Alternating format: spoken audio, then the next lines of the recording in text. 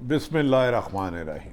अस्सलाम वालेकुम नाज़रीन, मैं हूँ शहरी आरिफ हमीद भट्टी, लाहौर से मुख्तलिफ और अहम तरीन ख़बरों के साथ। नाज़रीन, इस वक्त पूरे मुल्क में एक ही गूंज है कि मौजूदा माशी सूरत हाल से पाकिस्तान की सर्वाइवल मुश्किल है। बढ़ती हुई महंगाई आवाम पर अजाब बनकर गिर रही है, जिससे आवाम पूरे पाकिस्तान में एहतजाज ही एहतजाज है। दूसरी तरफ पाकिस्तान की माशी सूरत हाल को बेहतर करने के लिए, तरक्की के रास्ते पर गामजन के लिए अहम अफराद मुतरक हो चुके हैं और कहा जा रहा है कि मुल्क को बिजनेसमैनों के साथ मुलाकात में कहा जा रहा है मुल्क की तरक्की के रास्ते पर कोई भी कंप्रोमाइज़ नहीं किया जाएगा। हमारी दुआ है कि वतन अजीज़ तरक्की के सफ़र को जल्दी तय करे और मुल्क इस माशी मुश्किलात से निकले। दूसरी तरफ इंतकामी सियासत अरूज पर चलती जा रही है, इसमें बात ख़त्म होने का ही नहीं आती। तहरीक इंसाफ के चेयरमैन ने वाशगाफ लफ्ज़ों में पैगाम दिया है कि मुझे जेल ने मज़ीद मजबूत किया है। ना मेरे इरादे कमज़ोर हुए, ना मेरा अज़म नीचे हुआ।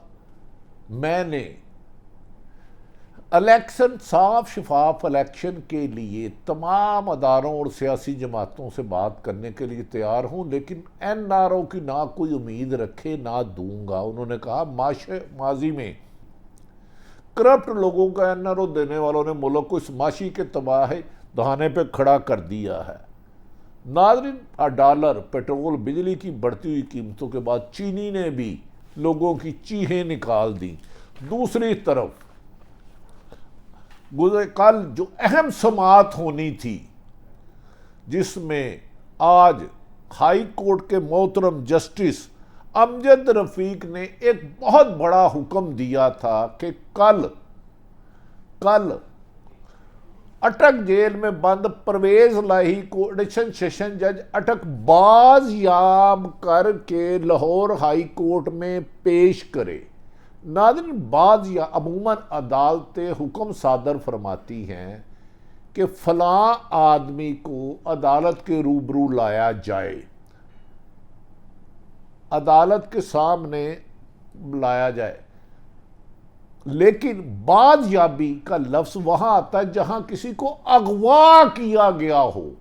अदालत में पेश करना और बाज़याब करके पेश करने में है। उसके बाद कहा जा रहा है कि अब खबरें ये आ रही हैं कि मोहतरम जस्टिस अमजद रफीक साहब कल से मुल्तान बेंच का हिस्सा होंगे। गो कि ये शायद पहली वही रोस्टर जारी हो चुका है। अब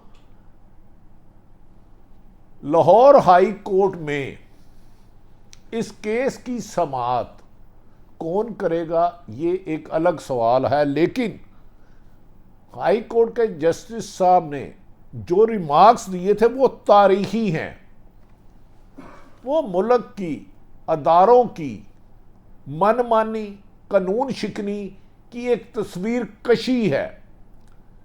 बताया गया है जज साहब ने जो अपने तहरीरी आर्डर में लिखा है, जो तहरीरी आर्डर उन्होंने सादर किया है जस्टिस अमजद रफीक का, उन्होंने कहा है कि इस्लामाबाद पुलिस ने परवेज लाई को गैर कानूनी गिरफ्तार किया, गैर कानूनी गिरफ्तार किया। उन्होंने कहा कि DC इस्लामाबाद ने अपने इख्तियारात से तजावज़ करके दूसरे सूबे में आके मुदाखलत की। एक तरफ वो एडिशनल जस्टिस साहब, जज साहब, एडिशनल सेशन जज अटक को कहते हैं कि परवेज लाई साबिक वज़ीर आला पंजाब और तहरीक इंसाफ के सदर को रजिस्ट्रेशन सेशन जज अटक बादयाब यानी कि अगवा किया गया हब्से बेजा में रखे हुए शख्स को लाकर अदालत में पेश करें, पुलिस को नहीं कह रहे। और दूसरी तरफ कह रहे हैं कि डीसी ने अपने इख्तियारात से तजावुज़ किया, पेश करें। और इस्लामाबाद पुलिस के खिलाफ तौहीने अदालत का नोटिस जारी कर दिया गया। तौहीने अदालत की सज़ा है 6 महीने तक किसी भी सरकारी अफसर को जो अदालत के हुक्म की खिलाफ वर्जी करे, आइन से इनहराफ करे, अदालतों को बोतकीर करे। ये उस जज जो तौहीने अदालत का नोटिस देता है वो उसे 6 माह तक सजा दे सकता है या माफी कबूल कर सकता है। अब जब दोपहर सुबह इस केस की समाअत हो रही थी तो कभी इम्कान था कि कल यानी कि मंगल के दिन अगर इस्लामाबाद पुलिस पेश होती है, डीसी या जो जिम्मेदार जो तौहीने अदालत के मुर्तकब अफसरान हुए हैं उन्हें जज साहब जेल भेज सकते हैं। आज जो काज लिस्ट जारी हुई उसमें कल से जस्टिस अमजद रफीक परवेज लाई का केस नहीं सुनेंगे और उन्हें मुल्तान बेंच में ट्रांसफ़र कर दिया गया और वो 28 अक्टूबर तक मुल्तान बेंच में ही बैठेंगे।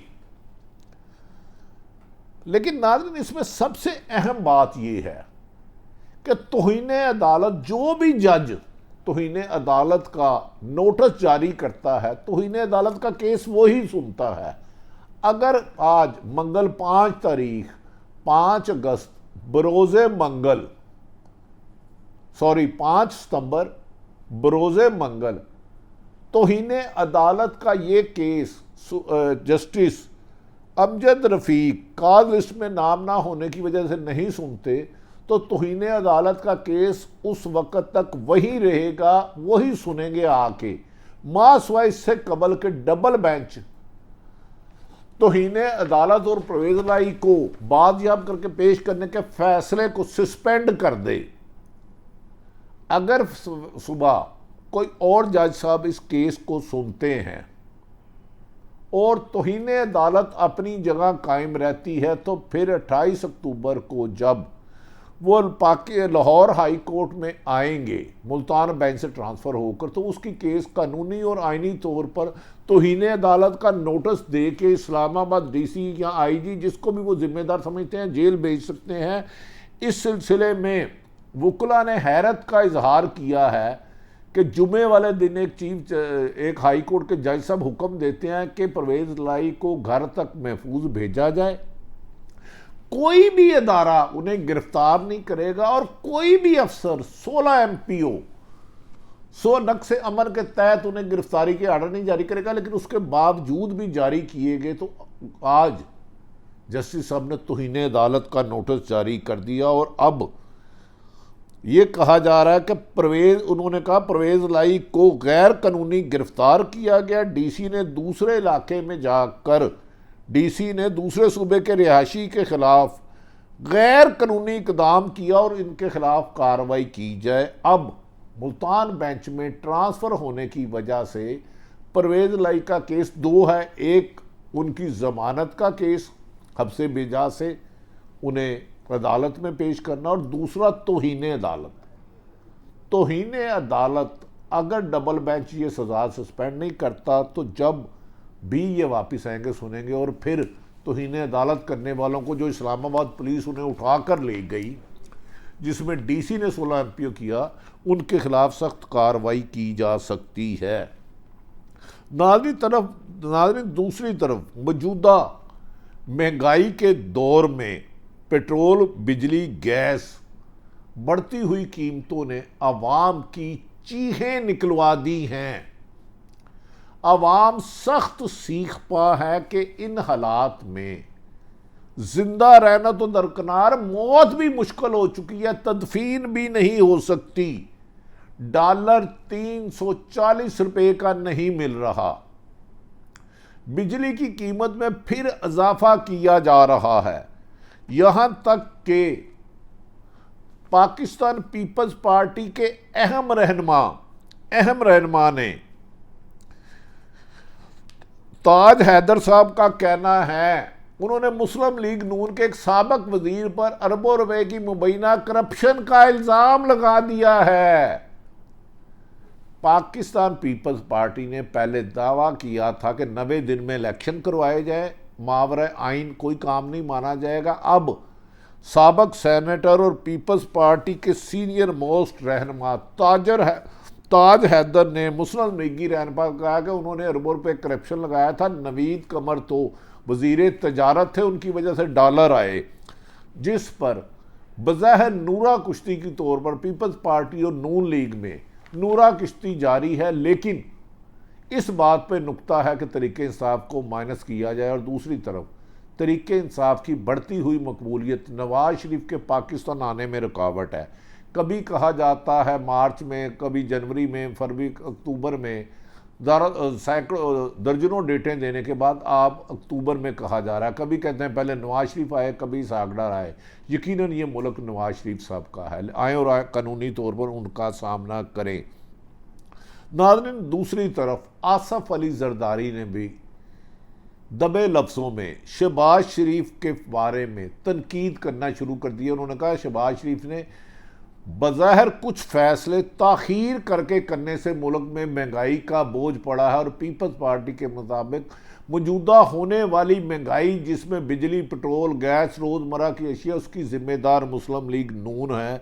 जिस पर इस फैसले के बाद पीपल्स पार्टी पर जब खुल के पीपल्स पार्टी ने नून लीग पर तनकीद की तो नून लीग के बड़ों का लंदन में बैठक हुई और उन्होंने कहा अगर पीपल्स पार्टी ने हमारे बारे में ज़्यादा ज़ुबान खोली तो हम इनकी करप्शन पर भी करेंगे।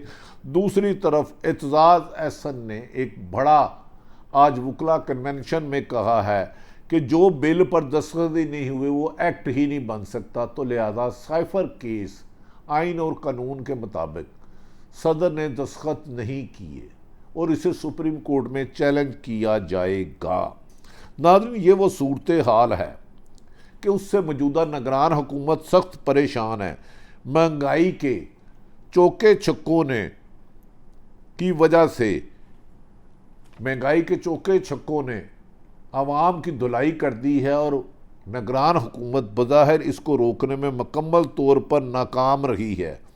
महंगाई के सामने पाकिस्तान की आवाम पिस रही है, हुकूमत चित होकर रह गई है। माशी सूरत हाल को बेहतर करने के लिए अहम मशावरत शुरू हो गई है। हमें तवक्को है कि आने वाले दिनों में मुल्क को माशी दलदल से निकालने के लिए कारोबारी हजरात और सरकारी अफसरान अपने करप्शन को रोक कर और बर वक़्त इलेक्शन करा के मुल्क को इस सियासी अदम इस्तेकाम, माशी अदम इस्तेकाम और इंतकाम की रवायात और मुखालिफिन को कुचलने को रोक कर तरक्की के रास्ते पर गामजन करेंगे। अल्लाह ताला पाकिस्तान का हामी और नासिर हो। पाकिस्तान जिंदाबाद।